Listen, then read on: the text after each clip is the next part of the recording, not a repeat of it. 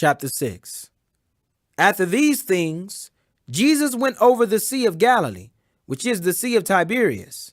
And a great multitude followed him, because they saw his miracles, which he did on them that were diseased. And Jesus went up into a mountain, and there he sat with his disciples. And the Passover, a feast of the Jews, was nigh. When Jesus then lifted up his eyes, and saw a great company come unto him, he saith unto Philip, When shall we buy bread, that these may eat? And this he said to prove him, for he himself knew what he would do. Philip answered him, 200 pennyworth of bread is not sufficient for them, that every one of them may take a little.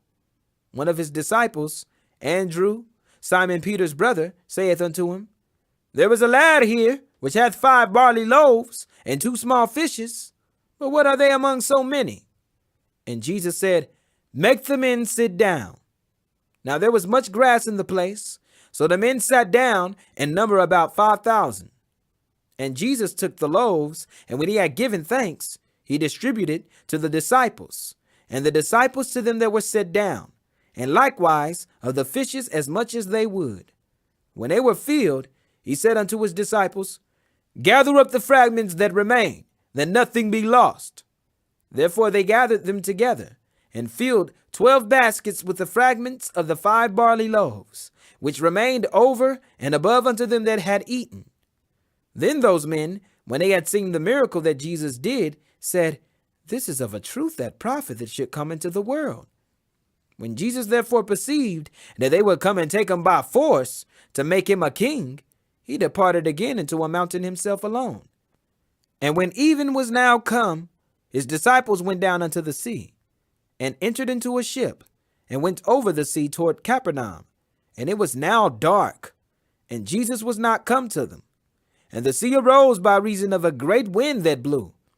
So when they had rowed about 25 or 30 furlongs, they see Jesus walking on the sea, and drawing nigh unto the ship. And they were afraid. But he saith unto them, It is I, be not afraid. Then they willingly received them into the ship, and immediately the ship was at the land whither they went. The day following, when the people which stood on the other side of the sea saw that there was none other boat there, save that one whereinto his disciples were entered, and that Jesus went not with his disciples into the boat, but that his disciples were gone away alone, howbeit there came other boats from Tiberias, nigh unto the place where they did eat bread, after that the Lord had given thanks. When the people therefore saw that Jesus was not there, neither his disciples, they also took shipping, and came to Capernaum, seeking for Jesus. And when they had found him on the other side of the sea, they said unto him, Rabbi, when camest thou hither? Jesus answered them and said, Verily, verily, I say unto you, ye seek me, not because ye saw the miracles, but because ye did eat of the loaves, and were filled. Labor not for the meat which perisheth, but for that meat which endureth unto everlasting life, which the Son of Man shall give unto you. For him hath God the Father sealed. Then said they unto him, What shall we do, that we might work the works of God? Jesus answered and said unto them, This is the work of God, that ye believe on him whom he hath sent. They said therefore unto him, What sign showest thou then, that we may see, and believe thee? What dost thou work? Our fathers did eat manna in the desert, as it is written, He gave them bread from heaven to eat. Then Jesus said unto them, Verily, verily, I say unto you, Moses gave you not that bread from heaven, but my Father giveth you the true bread from heaven. For the bread of God is he which cometh down from heaven, and giveth life unto the world. Then said they unto him, Lord, evermore give us this bread. And Jesus said unto them, I am the bread of life. He that cometh to me shall never hunger, and he that believeth on me shall never thirst. But I said unto you, that ye also have seen me, and believe not. All that the Father giveth me shall come to me, and him that cometh to me I will in no wise cast out. For I came down from heaven, not to do mine own will, but the will of him that sent me. And this is the Father's will which hath sent me, that of all which he hath given me I should lose nothing, but should raise it up again at the last day.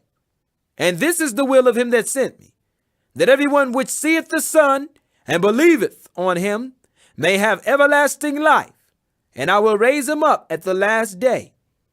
The Jews then murmured at him, because he said, I am the bread which came down from heaven.